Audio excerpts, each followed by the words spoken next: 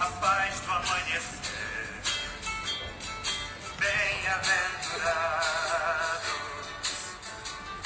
o pobre, porque um dia ainda reinará. Quem chora, porque um dia se consolará. Quem vive pela paz, porque ela vai chegar. Bem-aventurados para sempre.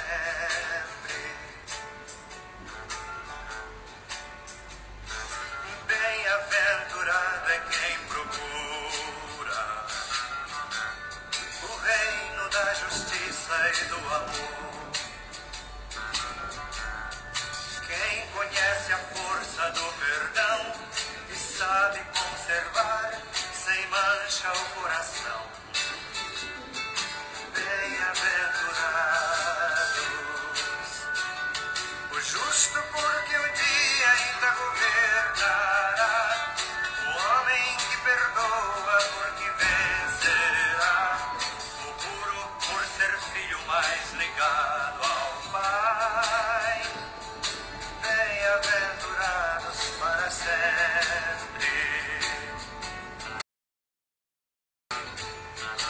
Bem-aventurado é quem padece por causa da justiça e do perdão.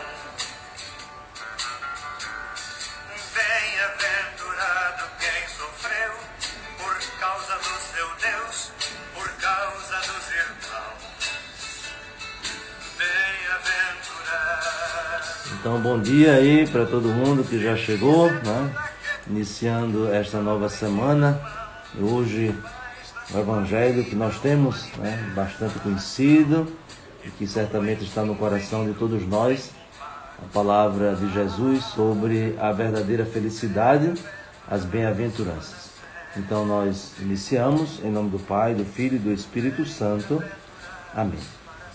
Ó Deus, fonte de todo bem, atendei ao nosso apelo e fazei-nos, por vossa inspiração, pensar o que é certo e realizá-lo com vossa ajuda. Por nosso Senhor Jesus Cristo, vosso Filho, na unidade do Espírito Santo. Amém. Então, como dizíamos, né, hoje nós temos o Evangelho chamado o Evangelho das Bem-aventuranças, no capítulo 5 de São Mateus, do versículo 1 até o versículo 12. Somente chamando a atenção, né, para essa dinâmica da liturgia, do ciclo que nós chamamos ferial, dos dias da semana. Agora nós vamos entrar na leitura continuada do Evangelho de São Mateus.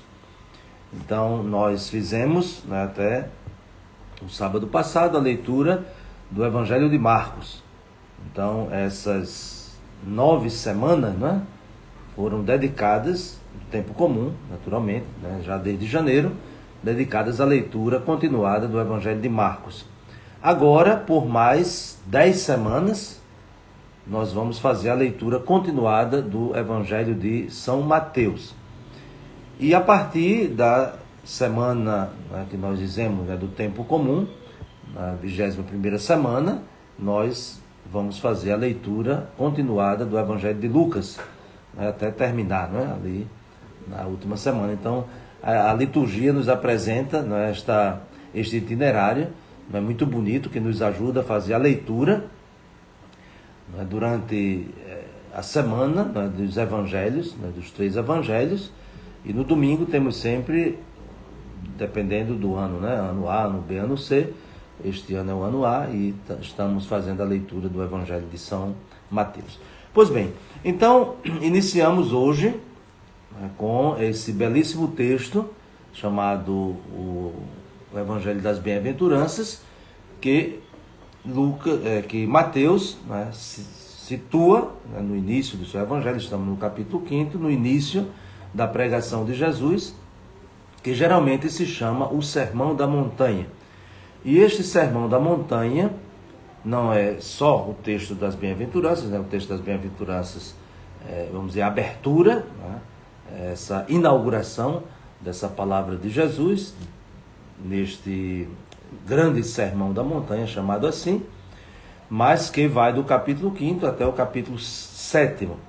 Então nós temos 3 capítulos, né? O capítulo 5º, 6º e 7º, que reúnem, né, todas essas palavras de Jesus, que geralmente são chamadas de o Sermão da Montanha. E por que se chama o Sermão da Montanha?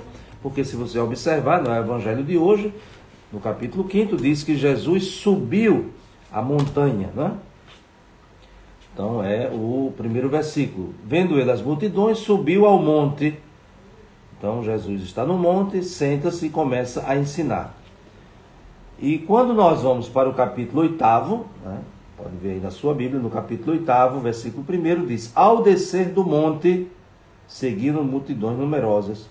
Então, é essa delimitação, né, que nós encontramos no próprio texto, para chamar toda essa parte de Sermão da Montanha, né? Porque no capítulo 5º, versículo 1, Jesus sobe, e no capítulo 8º, versículo 1, se diz que ele desceu da montanha. Por isso que está situado tudo isso no monte.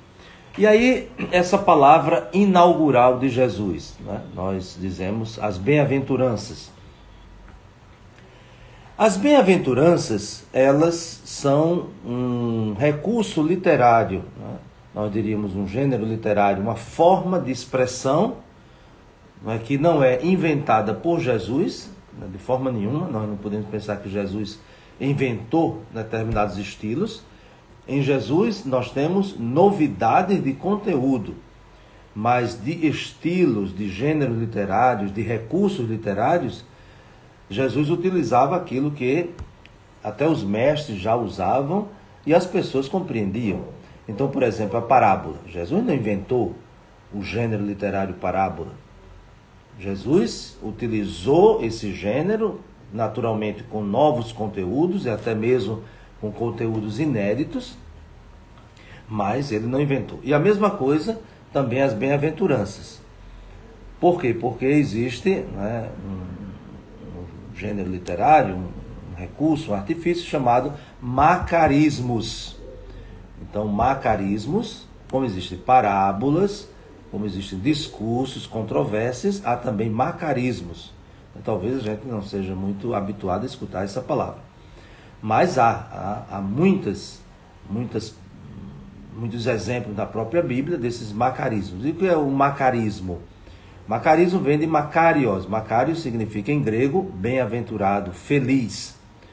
Mas, por exemplo, se nós pegarmos o livro dos Salmos, então o livro dos Salmos, o primeiro salmo é justamente desse gênero, né, de macarismos.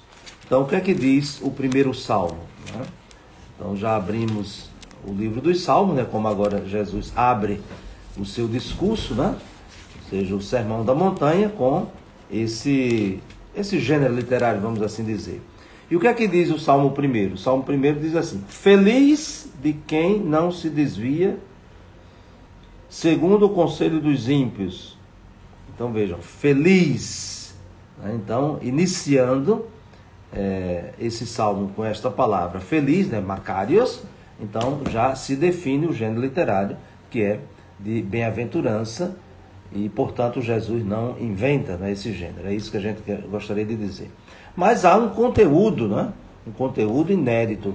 Evidentemente, não dá tempo aqui, mas se a gente, né, passasse uma por uma dessas bem-aventuranças, nós poderíamos encontrar ao longo da Bíblia, né, que elas estão espalhadas, né? Elas estão espalhadas, mas a gente pode identificar como o próprio Jesus, né, ele faz sínteses, né? Ele recupera, ele retoma.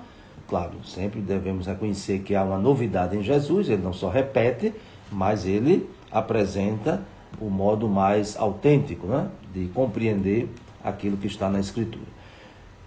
A estrutura das bem-aventuranças. Nós temos 9 bem-aventuranças. Então, bem-aventurados os pobres, bem-aventurados os aflitos, bem-aventurados os mansos, bem-aventurado quem tem fome e sede de justiça, bem-aventurados os misericordiosos, bem-aventurados os puros de coração, bem-aventurados os que promovem a paz, bem-aventurados os que são perseguidos por causa da justiça, e bem-aventurados, assim concluindo, né, sois vós. Então são 9 bem-aventuranças. Dessas 9 bem-aventuranças, nós temos uma espécie de moldura. essa moldura que, ao mesmo tempo, diríamos, essas duas bem-aventuranças, né, da moldura, elas dão a chave de leitura para todas as outras. Né? E quais são elas?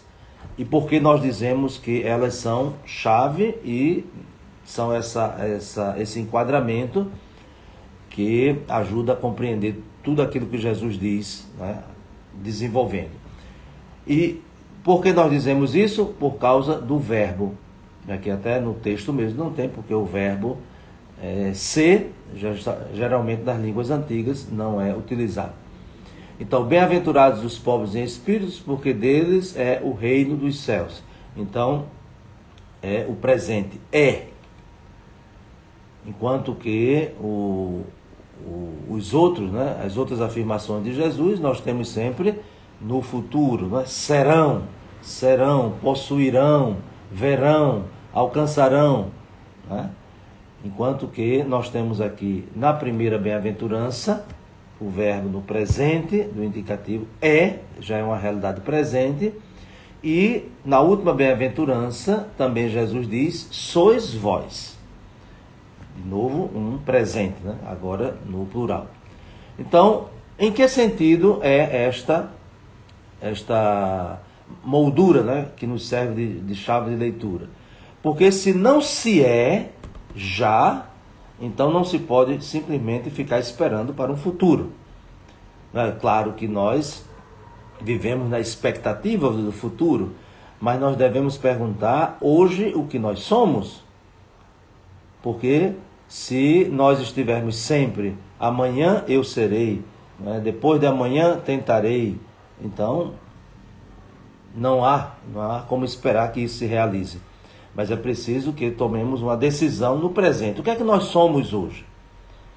Então, a primeira bem-aventurança, nós poderíamos dizer que é a raiz de todas as outras. Sem esta, as outras não vão acontecer. Nós não podemos pensar aqui que é uma lista para você escolher. Então você escolha aí qual é a bem-aventurança que você vai viver. Escolha aí a bem-aventurança que você acha que diz mais com a sua vida e assim por diante. De forma nenhuma. É como quando se apresentam os mandamentos. Os 10 mandamentos, na verdade, só existe um, que é o primeiro. Amar a Deus sobre todas as coisas.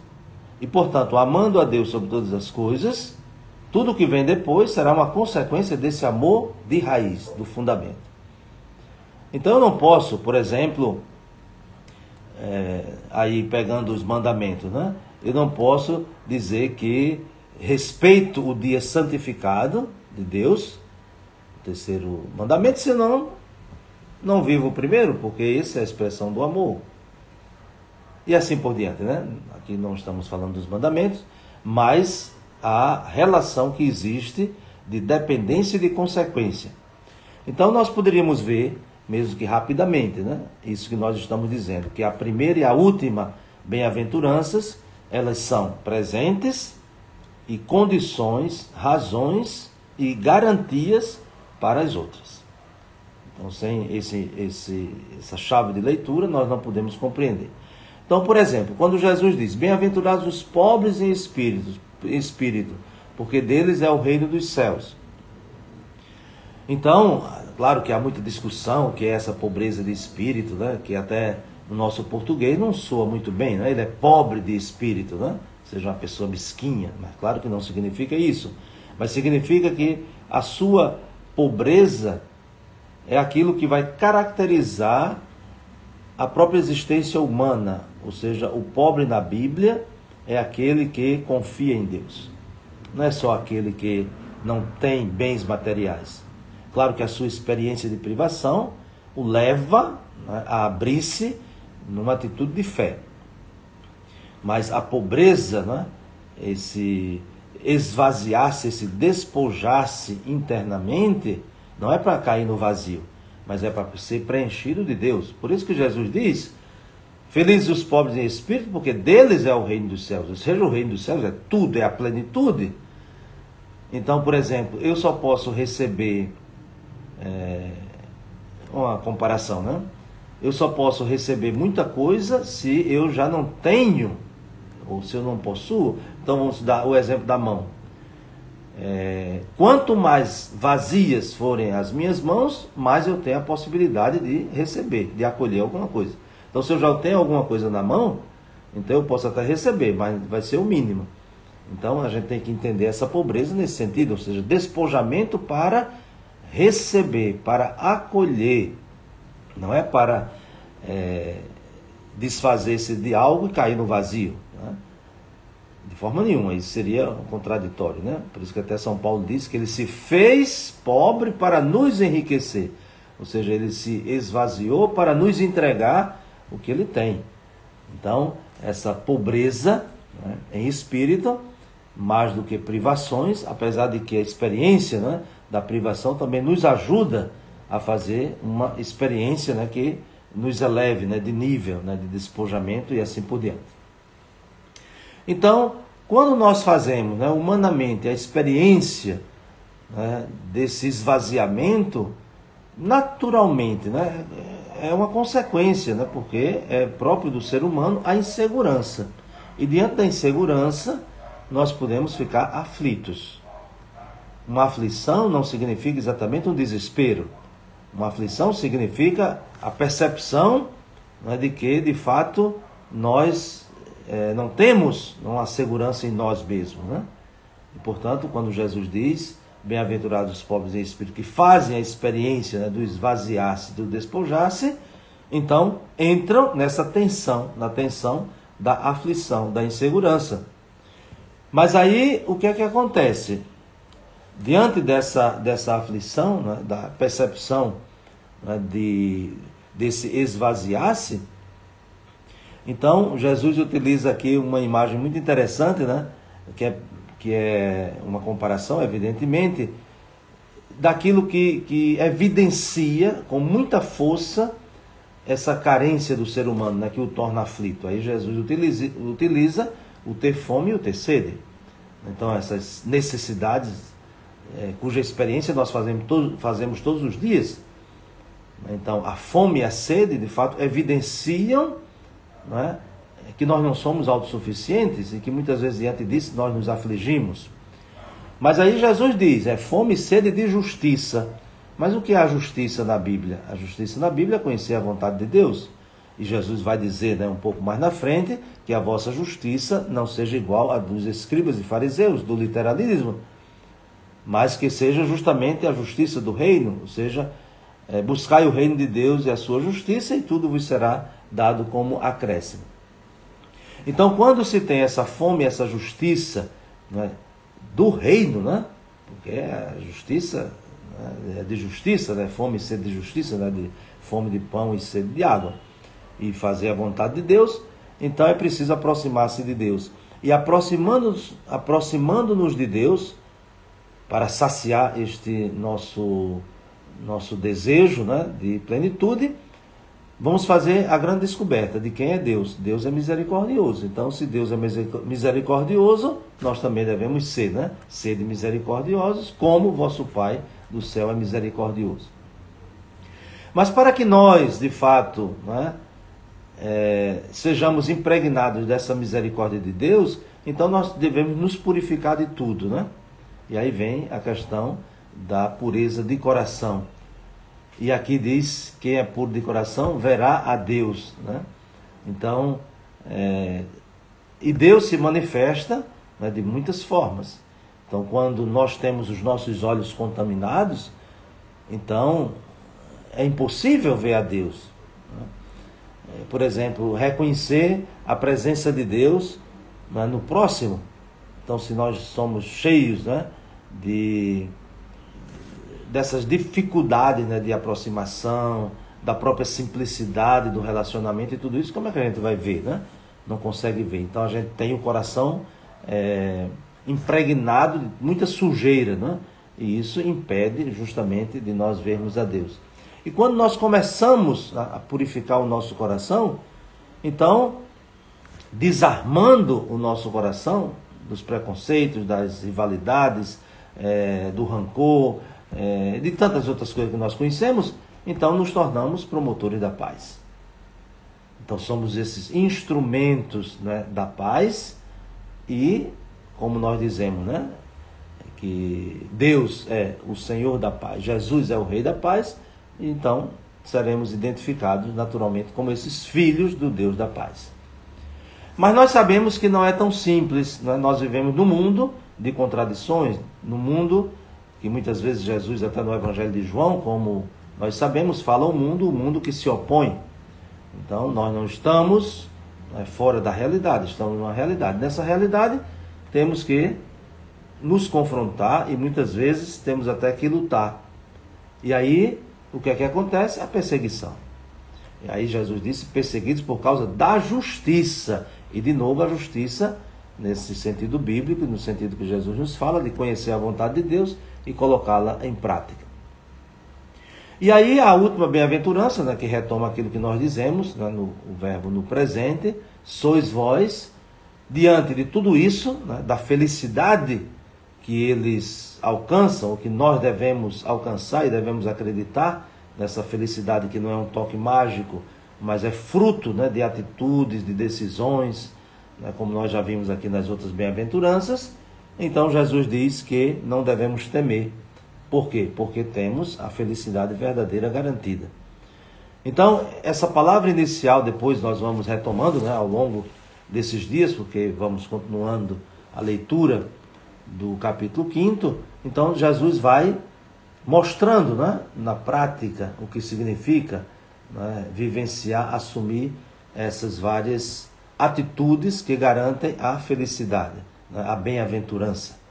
Então, que de fato seja uma palavra que alimente o nosso coração, alimente a nossa esperança e nos abra nessa expectativa e também nessa maneira de ver, né, de enxergar os fatos da nossa vida, não simplesmente como coisas que acontecem, né, sem uma razão de ser, nem caindo no fatalismo, nem muito menos num absurdo, né, de não perceber que a nossa vida também é uma ocasião em que Deus nos favorece, mesmo nas perseguições, mesmo no sofrimento, de alcançar a verdadeira felicidade.